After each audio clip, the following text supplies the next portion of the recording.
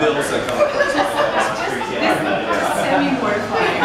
We've spent some money these last couple of weeks. Yeah. Just wearing makeup to work was mortifying. Curious about it. It is, yeah.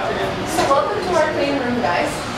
Basically, why is it clean? Well, it's sterile, and the reason it's sterile is because we handle siRNA molecules in this room, and those are very sensitive to contaminants in the air. Basically, they'll degrade. Now, siRNA is delivered in liquid form, and this much siRNA liquid has about millions of molecules in it, and it's enough to do about 25,000 experiments. So, a lot of experiments. For that, to get speed and accuracy in those experiments, basically we use robots because they deliver that accuracy. They don't require a coffee break like I do, they don't complain, and that's always a good thing as well. What these machines are doing basically is they're doing simple transfers into plates like this.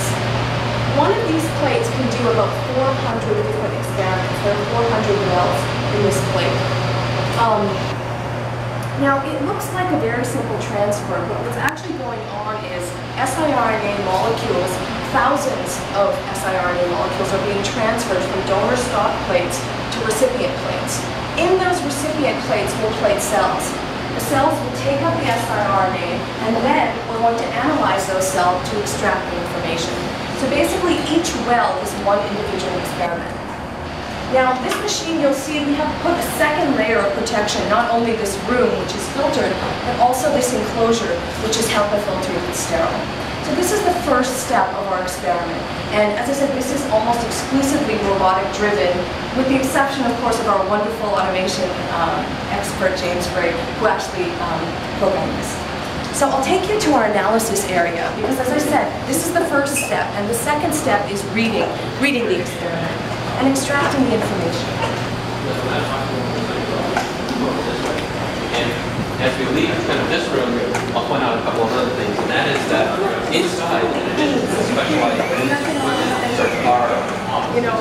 it's not dirty or chemical or anything. This machine is basically reading the cells. It's reading the experiments.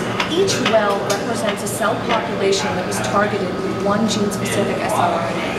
In this case, what are we reading? We're reading cell proliferation. Different colors represent different levels of cell proliferation or cell growth. In this case, red means high growth and blue means low growth. Now, why would this be important? Well, when you think about it, for example, the growth of cancer cells, you'd be really interested in knowing which genes control cancer cell growth.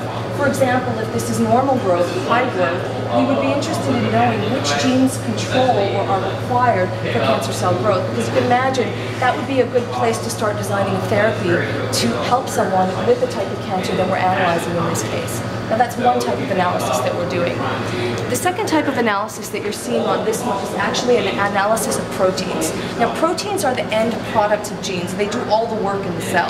So obviously we're interested in protein function. In this case, what we're looking at is the activity of a protein that is involved, that is required for cell development. So it's actually a protein that was identified in Anjana's lab. What you're looking at in red is basically telling you that the protein is active. In green, it's telling you that the protein is not active. So therefore, those cells are not developing. And again, this is a good place to start for identifying genes that are important for cell development. Again, now that's related to a myriad of disease processes. So that's just one slice of what we're doing here. It's just a slice. You'll notice that the room is actually quite empty. And that's because we gave ourselves some room to grow. And we're hoping that, that the science that comes out of here and the contribution that we make will enable us to continue doing it and also, to grow this institute. So thanks very much for listening. Thanks for coming on the tour and really enjoy your evening. I just want to say, I know you look like you're a student, and I just want to say it's a great time to go into science because she's already in accounting. Oh, are you? My pitch is It's okay.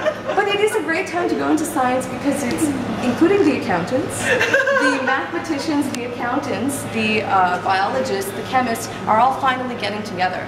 And that's, including the accountants, that's what you're seeing here, is collaboration. And that's how you can do something like this because everybody's working together. So I'm saying it's a great time to get into this field because I think that's finally being realized.